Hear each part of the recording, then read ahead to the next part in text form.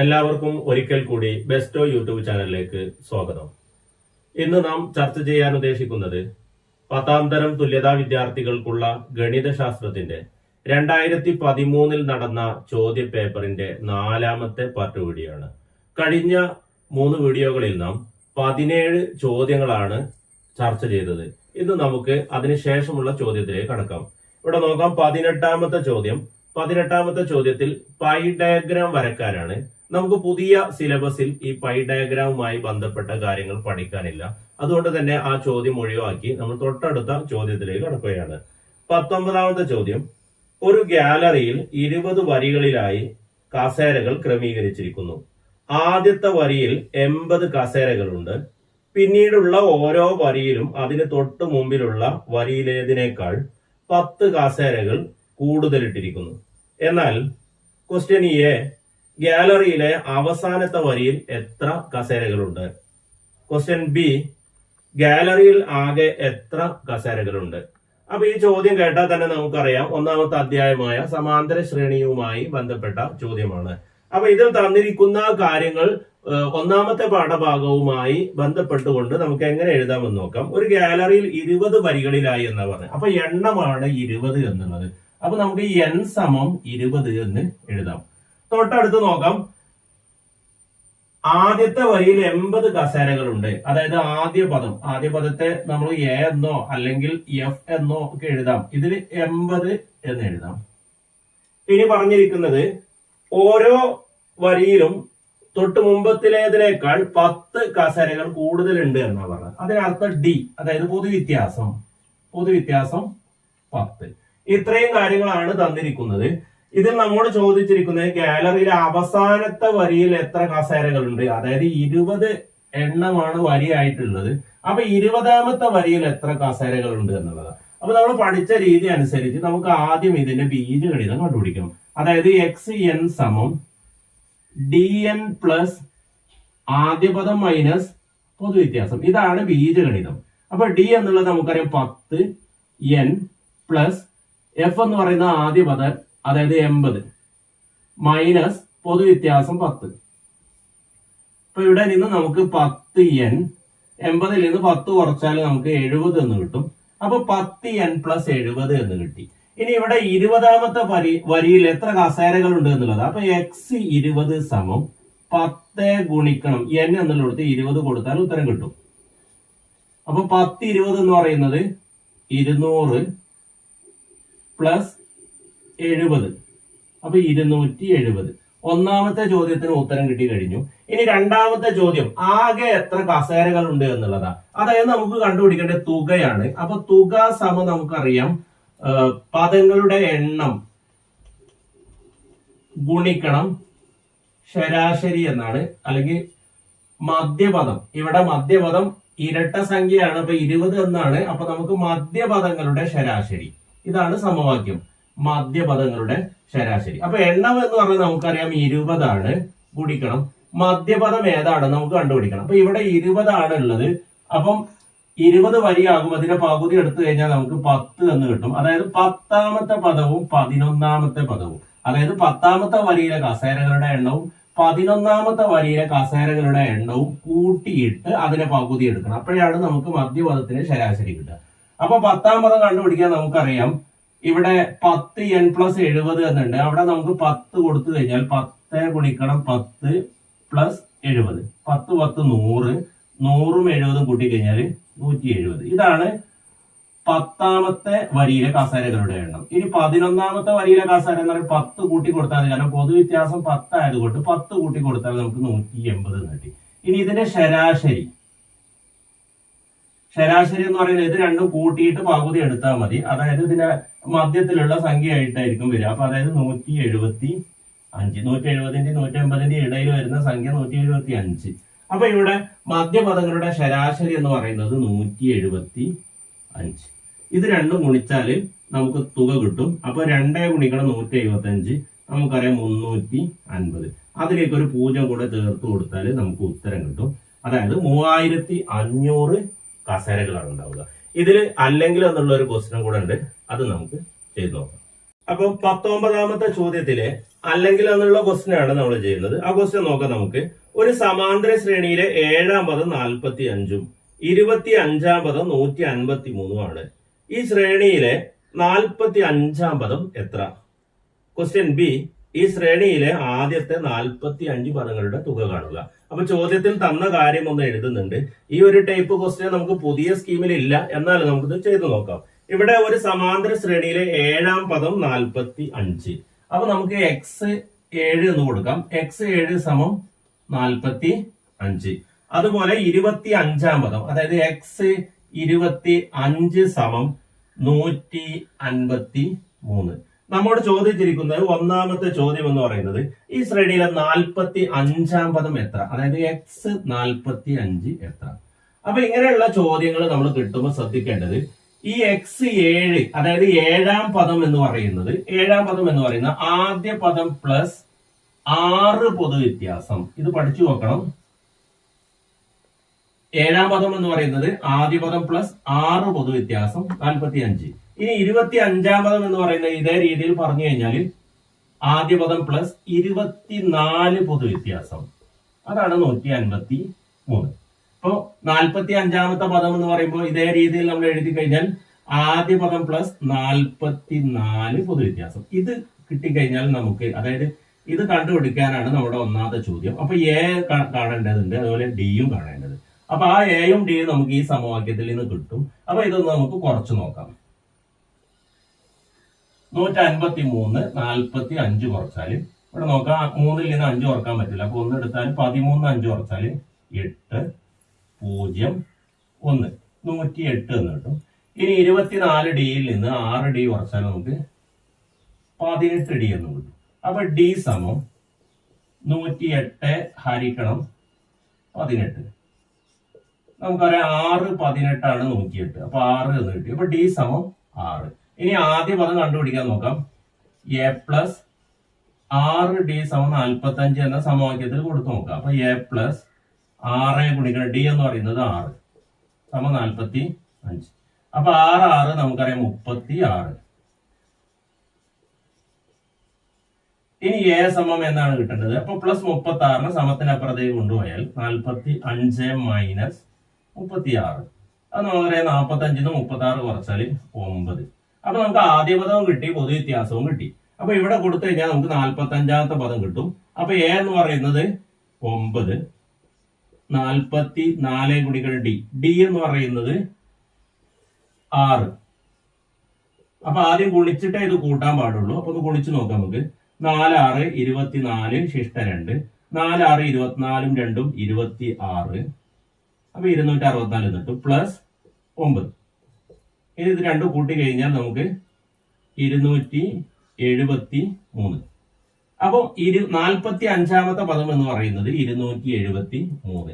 ഇനി ഇതിലെ രണ്ടാമത്തെ ചോദ്യം, ഈ ശ്രേണിയിലെ 45 പദങ്ങളുടെ തുക എത്ര? അപ്പൊ 45 പദങ്ങളുടെ തുക കണ്ടുപിടിക്കണം. അപ്പൊ തുക കണ്ടുപിടിക്കാൻ നമുക്കറിയാം, തുക സമം എണ്ണം ഗുണിക്കണം മധ്യപദം, അല്ലെങ്കിൽ മധ്യപദങ്ങളുടെ ശരാശരി. ഇവിടെ മധ്യപദം കണ്ടുപിടിക്കാൻ എളുപ്പമാണ്. അതായത് എണ്ണം എന്ന് പറയുന്നത് 45 ആണ്, ഒറ്റ സംഖ്യയാണ്. അപ്പൊ മധ്യപദം കണ്ടുപിടിക്കാൻ 45 പ്ലസ് 1/2, അതായത് 46/2. 46/2 എന്ന് പറയുമ്പോൾ 23. 23 അല്ല, 23ാം പദം. 23ാം പദം. അപ്പൊ നമ്മൾ ഈ ഒരു മെത്തേഡ് ഉപയോഗിച്ചിട്ടാണ് 23ാമത്തെ പദം കണ്ടുപിടിക്കുന്നത്. അപ്പൊ x23 എന്ന് പറയുമ്പോൾ എ പ്ലസ് 22 ഡി. അപ്പൊ എ എന്ന് പറയുന്നത് ചോദ്യത്തിൽ തന്നിട്ടുണ്ട് നമുക്ക് 9. 22 ഗുണിക്കണം ഡി എന്ന് പറയുന്നത് 6 ആണ്. അപ്പൊ 9 പ്ലസ് ആദ്യം ഗുണിക്കുക, 2 6 12 ശിഷ്ട 1, 2 6 12 1 13, 132. 132 9 കൂട്ടി കഴിഞ്ഞാൽ നമുക്ക് 141. ഇതാണ് മധ്യപദം. അപ്പൊ ഇനി നോക്കാം, തുക എന്ന് പറയുന്നത് എണ്ണം ഗുണിക്കണം മധ്യപദം എന്ന്. അപ്പൊ എണ്ണം എന്ന് പറയുന്നത് 45, മധ്യപദം എന്ന് പറയുന്നത് 23ാമത്തെ പദം. 23ാമത്തെ പദം എന്ന് പറയുന്നത് 141. ഇത് രണ്ടും ഗുണിച്ചു കഴിഞ്ഞാൽ നമുക്ക് ഉത്തരം കിട്ടും. ഇതൊന്ന് ഗുണിച്ചു നോക്കാം നമുക്ക്. 141 ഗുണിക്കണം 45, 5 1 5, 5 4 20 ശിഷ്ട 2, 5 1 5 2 7. ഇനി 4 1 4 4 4 16 ശിഷ്ടം 1 4 1 4 1 5 5 4 3 6. ഇപ്പൊ എത്ര കിട്ടി? 6345. 6345. ഓക്കെ, ഇതാണ് ഇതിന്റെ ഉത്തരം. അപ്പൊ ഇവിടെ ശ്രദ്ധിക്കേണ്ട ഒരു കാര്യം എന്ന് പറയുന്നത്, ഏഴാമത്തെ പദം എന്ന് പറയുമ്പോൾ A+6D, 25ാമത്തെ പദം എന്ന് പറയുമ്പോൾ A+24D, 45ാമത്തെ പദം എന്ന് പറയുമ്പോൾ A+44D, അതുപോലെ 23ാമത്തെ പദം എന്ന് പറയുമ്പോൾ A+22D, അതായത് ആദ്യ പദം പ്ലസ് 22 പൊതുവ്യത്യാസം. ഈ ഒരു മെത്തേഡ് നമ്മൾ മനസ്സിലാക്കി കഴിഞ്ഞാൽ ഈ ചോദ്യത്തിന് എളുപ്പത്തിൽ നമുക്ക് ഉത്തരം കണ്ടുപിടിക്കാൻ കഴിയും. ഇനി നമുക്ക് അടുത്ത ചോദ്യത്തിൽ കിടക്കാം. 20ാമത്തെ ചോദ്യം, ത്രികോണം ABCയിൽ A = 8 2, B = 5 3, C = 4 0 എന്നിവ ത്രികോണത്തിന്റെ ശീർഷങ്ങളായാൽ ക്വസ്റ്റ്യൻ എ AB കാണുക. ക്വസ്റ്റ്യൻ ബി, ത്രികോണം ABC ഒരു സമപാർശ്വ മട്ട ത്രികോണമാണെന്ന് സമർത്ഥിക്കുക. ഇത് സൂചക സംഖ്യകൾ എന്ന പാഠഭാഗവുമായി ബന്ധപ്പെട്ടുകൊണ്ടുള്ളതാണ്. ഇതിൽ അല്ലെങ്കിൽ എന്നൊരു ക്വസ്റ്റ്യൻ കൂടെ ഉണ്ട്. ആദ്യം നമുക്ക് ഈ ക്വസ്റ്റ്യൻ ചെയ്യാം. അപ്പൊ ഇത് ചോദ്യം എന്തൊക്കെ നോക്കാം. ത്രികോണം ABCയിൽ A = 8 2, B = 5 3, C = 4 0. ഫസ്റ്റില് ചോദ്യം ചോദിച്ചിരിക്കുന്നത് AB കാണുക എന്നുള്ളതാണ്. അതായത് ABയുടെ നീളം. അപ്പൊ നമ്മൾ ത്രികോണം വരച്ചു കഴിഞ്ഞാൽ ABC, ഇവിടെ A എന്ന് പറയുന്നത് 8 2, B എന്ന് പറയുന്നത് 5 3, C എന്ന് പറയുന്നത് 4 0. ഇങ്ങനെയാണ് തന്നിരിക്കുന്നത്. അപ്പൊ AB കണ്ടുപിടിക്കാനാണ്. അപ്പൊ ABയുടെ നീളം എന്ന് പറയുന്നത് ഈ രണ്ട് സൂചക സംഖ്യകൾ തമ്മിലുള്ള അകലമാണ്. അപ്പൊ അകലം കണ്ടുപിടിക്കാനുള്ള സമവാക്യം നമ്മൾ പഠിച്ചിട്ടുണ്ട്. AB = x2 - x1 whole square plus y2 - y1 whole square. അപ്പൊ ഇവിടെ നോക്കാം, x2 എന്ന് പറയുന്നത്, ഇപ്പൊ ആദ്യത്തെ ഈ സംഖ്യയെ നമുക്ക് x1 എന്നും രണ്ടാമത്തെ സംഖ്യ y1 എന്നും കൊടുക്കാം. ഇവിടെ നമുക്ക് x2 എന്ന് കൊടുക്കാം, ഇതിനെ y2 എന്നും കൊടുക്കാം. അപ്പൊ x2 - x1, അതായത് 5 - 8 whole square plus y2 എന്ന് പറയുന്നത് 3 - 2 whole square. ഇവിടെ നോക്കാം, 5ൽ നിന്ന് 8 കുറച്ചാൽ -3 ആണ് കിട്ടുക. -3 ഇതിന്റെ സ്ക്വയർ. 3ൽ നിന്ന് 2 കുറച്ചാൽ 1, 1ന്റെ സ്ക്വയർ. അപ്പൊ 3ന്റെ സ്ക്വയർ എന്ന് പറയുന്നത് 9, 1ന്റെ സ്ക്വയർ എന്ന് പറയുന്നത് 1. അപ്പൊ 9 1 കൂട്ടി കഴിഞ്ഞാൽ നമുക്ക് 10 എന്ന് കിട്ടും. അപ്പൊ 10ന് റൂട്ട് ഇല്ല. അപ്പൊ ABയുടെ നീളം എന്ന് പറയുന്നത് √10. അപ്പൊ ഇതിന്റെ AB എന്നുള്ളതിന്റെ നീളം √10. ഇനി രണ്ടാമത്തെ ചോദ്യം ചോദിച്ചിരിക്കുന്നത്, ഈ ത്രികോണം, അതായത് ABC എന്ന ത്രികോണം ഒരു സമപാർശ്വ ത്രികോണമാണെന്ന് തെളിയിക്കാൻ, സമപാർശ്വ മട്ട ത്രികോണമാണെന്ന് തെളിയിക്കാൻ. അപ്പൊ സമപാർശ്വ ത്രികോണം എന്ന് പറയുമ്പോൾ നമുക്കറിയാം, രണ്ടു വശങ്ങൾ തുല്യമുള്ള ത്രികോണങ്ങൾക്കാണ് നമ്മൾ സമപാർശ്വ ത്രികോണം എന്ന് പറയാം. അത് മട്ട ത്രികോണം എന്ന് പറയുമ്പോൾ അതിന്റെ ഒരു കോണ് 90 ഡിഗ്രി ആവും വേണം. അപ്പൊ നമുക്ക് ആദ്യം ഇവിടെ AC-യുടെ നീളവും അതുപോലെ തന്നെ BC-യുടെ നീളവും ഒന്ന് കണ്ടുപിടിച്ച് നോക്കാം. അപ്പൊ ആദ്യം AC-യുടെ നീളം, ഇതേ ഇക്വേഷൻ വെച്ചിട്ട് തന്നെയാണ് നമ്മൾ AC-യുടെ നീളം കണ്ടുപിടിക്കുന്നത്. AC. അപ്പൊ AC കണ്ടുപിടിക്കുമ്പോൾ ഇവിടെ നോക്കുക, ഞാൻ ഇതിന് x1 എന്ന് കൊടുക്കുന്നു, y1 എന്ന് കൊടുക്കുന്നു, ഇതിന് x2 y2. x1 - x2 എന്ന് കൊടുത്താലും ഉത്തരം ശരിയാവും. അപ്പൊ 8 - 4 whole square plus 2 - 0 ഇതിന്റെ ഹോൾ സ്ക്വയർ. 8 ന്ന് 4 കുറച്ചാൽ നമുക്കറിയാം 4, 4ന്റെ സ്ക്വയർ പ്ലസ് 2 ന്ന് 0 കുറച്ചാൽ 2, അതിന്റെ 2ന്റെ സ്ക്വയർ. അപ്പൊ 4ന്റെ സ്ക്വയർ 16, 2ന്റെ സ്ക്വയർ 4, 16 4 കൂട്ടി കഴിഞ്ഞാൽ 20. അതായത് ഇതിന് 20ന് റൂട്ട് ഇല്ല. അപ്പൊ നമുക്ക് √20 തന്നെ കൊടുക്കാം. അപ്പൊ AC-യുടെ നീളം എന്ന് പറയുന്നത് √20. ഇനി അടുത്ത നോക്കാം, നമുക്ക് ഇവിടെ AB കണ്ടു, AC കണ്ടു. ഇനി നമുക്ക് കണ്ടുപിടിക്കേണ്ട BC-യുടെ നീളമാണ്. BC. അപ്പൊ BC-യുടെ നീളം എന്ന് പറയുമ്പോൾ ഇതിന് നമുക്ക് x1 എന്ന് കൊടുക്കാം, ഇതിന് y1 എന്ന് കൊടുക്കാം. x1 y1. ഇവിടെ നമുക്ക് x2 y2 നേരത്തെ തന്നെ കൊടുത്തിട്ടുണ്ട്. അപ്പൊ നമ്മൾ കണ്ടുപിടിക്കുന്നത് BC-യുടെ നീളമാണ്. അപ്പൊ BC-യുടെ നീളം കാണുമ്പോൾ ശ്രദ്ധിക്കുക, 5 - 4 whole square plus 3 - 0. ഇവിടെ 5ൽ നിന്ന് 4 കുറച്ചാൽ നമുക്കറിയാം 1, 1 സ്ക്വയർ പ്ലസ് 3ൽ നിന്ന് 0 കുറച്ചാൽ 3 തന്നെയാണ്, 3 സ്ക്വയർ. 1ന്റെ സ്ക്വയർ 1, 3ന്റെ സ്ക്വയർ 9, 9 ഒന്നും കൂട്ടി കഴിഞ്ഞാൽ 10, ഇവിടെ റൂട്ട് 10. അപ്പൊ 10ന് റൂട്ട് ഇല്ല. അപ്പൊ നമുക്ക് റൂട്ട് 10 എന്ന് തന്നെ കൊടുക്കാം. അപ്പൊ ഈ ബി സിയുടെ നീളം എന്ന് പറയുന്നത് റൂട്ട് 10. അപ്പൊ ഇവിടെ നോക്കൂ, ഈ ത്രികോണത്തിന്റെ എ ബി സി എന്ന ത്രികോണത്തിന്റെ രണ്ട് വശങ്ങൾ റൂട്ട് 10, ഇവിടെ റൂട്ട് 10, ഇതിന് നീളം റൂട്ട് 20. അപ്പൊ അതിനർത്ഥം ഇതൊരു സമപാർശ്വ ത്രികോണമാണെന്ന് മനസ്സിലായി കഴിഞ്ഞു. ഇനി നമുക്ക് ഇതിന്റെ മട്ട ത്രികോണത്തിന്റെ പ്രത്യേകത നമുക്കറിയാം. വലിയ വശം കിട്ടുന്നത്, അതായത് റൂട്ട് 20 എന്ന് കിട്ടുന്നത് നമുക്കറിയാം ചെറിയ രണ്ട് വശങ്ങളുടെ വർഗങ്ങളുടെ തുകയായിരിക്കും. അപ്പൊ നോക്കാം, root 10 square plus root 10 square. അപ്പൊ ഇതിന്റെ സ്ക്വയർ, അതായത് കർണം സ്ക്വയർ സമം പാദം സ്ക്വയർ പ്ലസ് ലംബം സ്ക്വയർ. ഏറ്റവും വലിയ വശമായിരിക്കും എപ്പോഴും കർണം ഉണ്ടാവുക. അപ്പൊ റൂട്ട് 20 സ്ക്വയർ സമം, ഇവിടെ നോക്കാം, റൂട്ട് 10ന്റെ സ്ക്വയർ എന്ന് പറയുമ്പോൾ 10 തന്നെയാണ്. ഇവിടെ റൂട്ട് 10ന്റെ സ്ക്വയർ എന്ന് പറയുന്നത് 10 തന്നെയാണ്. 10ഉം 10ഉം കൂട്ടി കഴിഞ്ഞാൽ നമുക്കറിയാം 20 ആണ്. ഇനി നമുക്കറിയാം ഈ സ്ക്വയർ എന്ന് പറയുന്നതിനെ നമുക്ക് സമത്തിന്റെ അപ്പുറത്തേക്ക് കൊണ്ടുപോകുമ്പോൾ, സ്ക്വയറിന്റെ അപ്പുറത്തേക്ക് കൊണ്ടുപോകുമ്പോൾ റൂട്ട് ആയിരിക്കും. അപ്പോൾ നമുക്ക് എന്ത് കിട്ടി? റൂട്ട് 20 എന്ന് കിട്ടി. അതായത് കർണം എന്ന് പറയുന്നത് പാദം സ്ക്വയർ പ്ലസ് ലംബ സ്ക്വയർ, ഇത് തുല്യമാണ്. ഇത് കറക്റ്റ് ആണ് നമുക്ക് കിട്ടിയിരിക്കുന്നത്. അപ്പൊ അതുകൊണ്ട് തന്നെ നമുക്കറിയാം ഇത് ഒരു സമപാർശ്വ മട്ട ത്രികോണമാണ്. അതായത് പാദം സ്ക്വയർ പ്ലസ് ലംബം സ്ക്വയർ സമം കർണ സ്ക്വയർ ആണ്. അത് പാദവും ലംബവും കൂട്ടി കഴിഞ്ഞപ്പോൾ നമുക്ക് എന്ത് കിട്ടിയിട്ടുണ്ട്? കർണം കിട്ടിയിട്ടുണ്ട്. അപ്പൊ ഇതൊരു മട്ട ത്രികോണമാണെന്നും കറക്റ്റായി. അതുപോലെ ഈ ത്രികോണത്തിന്റെ രണ്ട് വശങ്ങൾ തുല്യമാണ്. അപ്പൊ അതുകൊണ്ട് ഈ ത്രികോണത്തെ നമുക്ക് സമപാർശ്വ മട്ട ത്രികോണം എന്ന് പറയാം. അത് നമ്മൾ തെളിയിച്ചു കഴിഞ്ഞു. ഇനി ഇതിലെ ഓപ്ഷൻ ചോദ്യത്തിലേക്ക് കടക്കാം. 20-ലെ അല്ലെങ്കിൽ എന്ന ചോദ്യമാണ് നാം ചെയ്യുന്നത്. എ 1-2, ബി 5-2, സി 5-5, ഡി 1-5 എന്നിവ ഒരു ചതുരത്തിന്റെ ശീർഷങ്ങളാണ്. എന്നാൽ ക്വസ്റ്റ്യൻ എ, ഈ ചതുരത്തിന്റെ പരപ്പളവ് എത്ര?